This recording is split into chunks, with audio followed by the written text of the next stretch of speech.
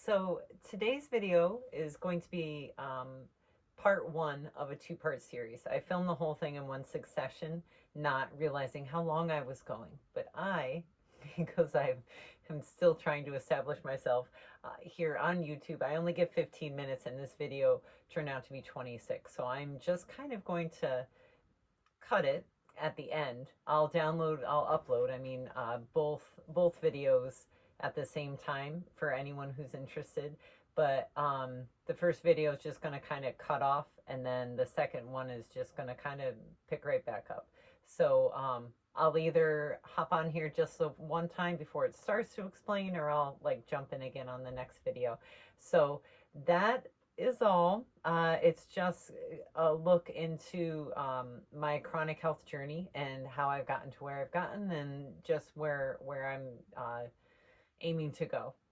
Just for anyone who may be interested, anyone who's going through the journey themselves and they would like to just compare. I know I really enjoy hearing what other people's journey looks like. Not that I enjoy that they're going through the journey, but I'm really grateful that I have that chance to like hear what they've gone through, and maybe, you know, take a couple things from it so that I can maybe apply it to my own journey, or bring it up to my doctor's attention. So that is the purpose of this video.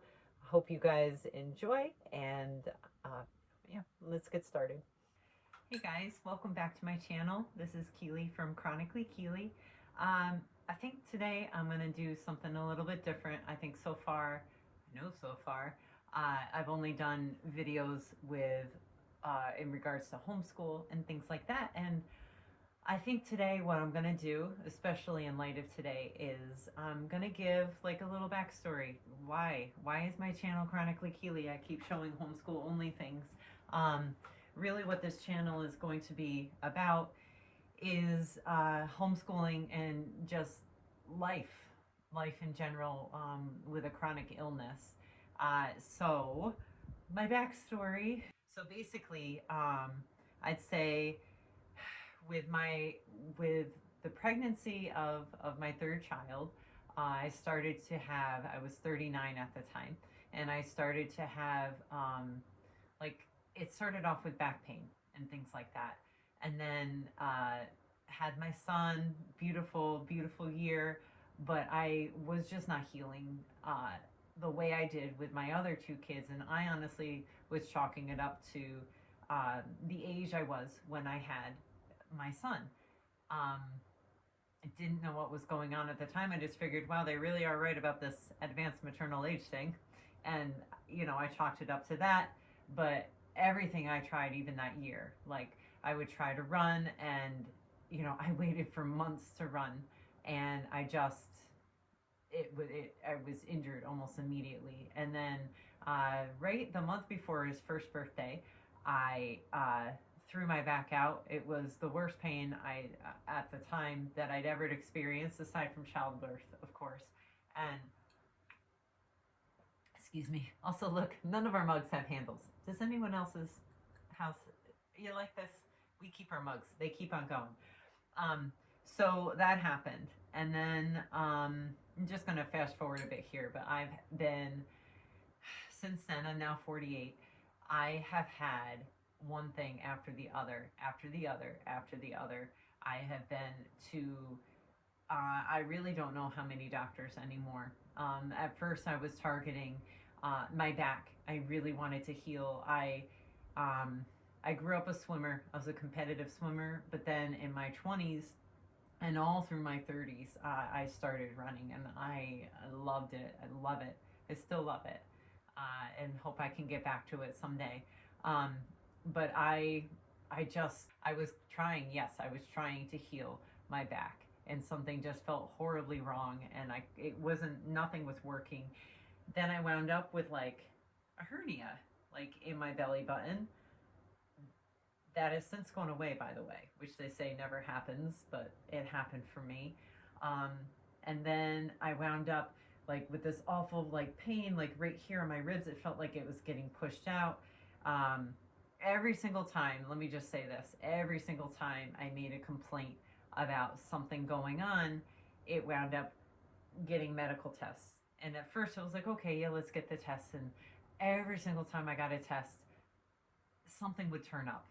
Like, it just, they did a CAT scan of my hernia to make sure everything was fine there, because I still, to this day, I don't let anyone touch it, but you can press in that area and it'll last for weeks, the pain.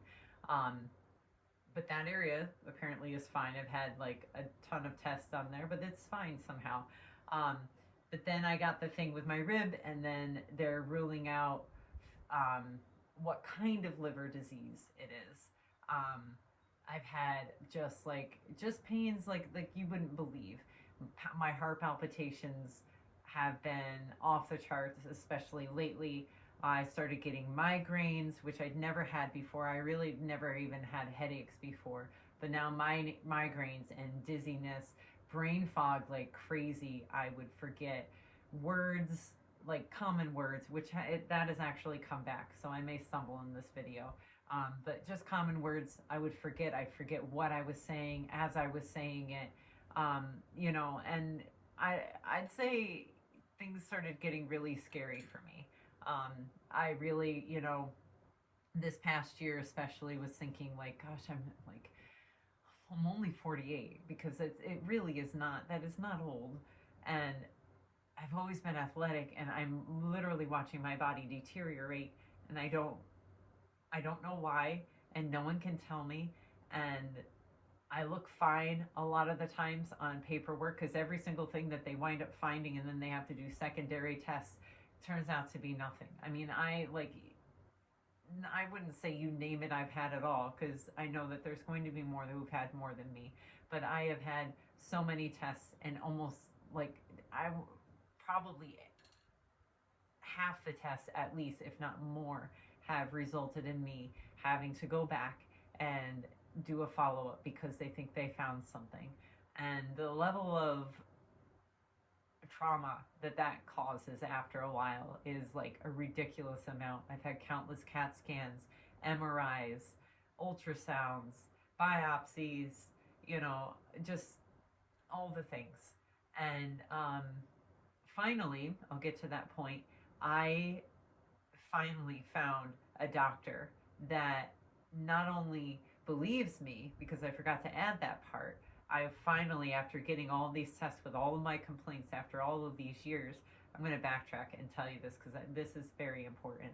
Um, I was labeled as medically anxious. It went into my chart, and um, it was rare if people believe me. It usually focused on me, you need a therapist, like let's you work something out, there's something going on there, like that can help you.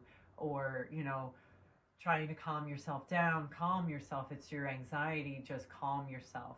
And that really did a number on me, to the point where I wound up believing it, like, because I couldn't figure out, like, nothing else. Like, yes, I would get called back for a test, but nothing else was showing up, like, at all. And so I didn't believe myself anymore either, and I would start actually getting mad at myself when a new thing would come up. Like, my heart palpitations would go, like, I just off the charts.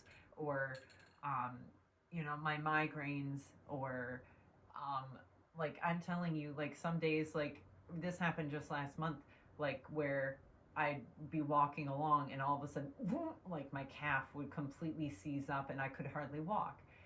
So hip pain, wrist pains where I couldn't, like, happen in both of my wrists, where like I couldn't lift anything, like, and these things would come on, like, suddenly.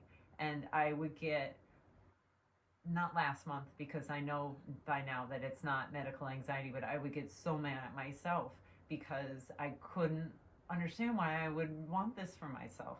Like, why would I do this to myself? What was I hiding from in my life that I couldn't fully be present for that? And I had to, like, hide behind these various illnesses that, like, I couldn't figure it out, and I was severely disappointed in myself.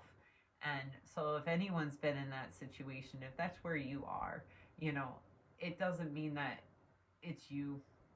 It means you don't have the right people in your corner yet. Because I finally found my doctor that believes me and supports me. And this was back in March. It was in March. And, it's made all of the difference. Long story short, for all of that, is that I have the chronic Epstein-Barr virus. I got mono like when I was 21. I remember that. And then, you know, that was it, I thought. But what I think happened is that everything pretty much stayed dormant. There are a couple of weird moments in my like mid 30s where like I spent almost like 3 or 4 weeks almost practically in bed in my mid 30s. So there is that. That was like a weird thing. Um, and then my pregnancy, and I think that what I've learned is that oftentimes Lyme or pregnancy even or like stressful events can like trigger it off. Epstein-Barr loves Lyme, and from what I understand, I'm not a doctor, but from what I understand, it also that like the strain that your body goes through with pregnancy can really cause things to kick off and flare off. And I both had Lyme in my mid 30s, and I also had, two pregnancies. I had one, I was pregnant at 36. I have 3 children, but my one I was born in my 20s. And then pregnant at 36, and then again at 39. And yeah, so I think probably those events in my life is what kicked this off and had been slowly affecting and impacting my life. I did find somebody that was able to figure this out, um, and it's been a game changer for me. It's helped me to believe in myself again and to trust my intuition about things, which has been great. I will say that the tests still continue. There's different things going on. This is another one where I have I have tinnitus or tinnitus. Anytime I talk to a doctor, no one says it the same way twice, so I still don't know. Maybe I should just look it up. But tinnitus in my right ear from an ear infection 7 years ago. But as of this past May, I have pulsatile tinnitus, and so that has caused a bevy of scary tests. Scary because they're not. It's not that they're hard to do necessarily, but because of what they're ruling out. Things with the brain, cardiovascular system, things like that. Um, and on top of that, my heart palpitations make it very difficult to lay flat on the table. So, anyway, this video is not for complaining. There are so many people out there whose journeys are harder than mine, who would love to trade and be in my position instead. And I don't mean like be where I am, but like I as hard as this is, I know that that harder things are going on for other people. But yes, so I'm in the middle of getting myself tested for things with that for the pulsatile tinnitus. Um, I've had a few CAT scans done, ultrasound of my carotid. Um, it's interesting though because like when you get and then I had a CAT scan of my heart as well. When you get those things, it always looks like everything's going great, and then right at the very bottom, there's like always like one little sentence that like is like what's going on? Like how like in the CAT scan one, everything looked fine, everything looked great, and clear, no plaque or whatever in my heart, and then apparently though on the right side is like a little bola in my lung, and it. But then that just leaves hanging. It's a crazy time. I don't have answers. Um, and some of the things, I don't even know if I really need to pursue them or not. It's just kind of like, I wouldn't have known had I not tested it. My doctor refers to it as poking the bear. Like, how much do you really want to know? Because there's stuff going on inside, not to be like scary, but there's stuff going on inside of all of us that's not 100% perfect, and we're fine.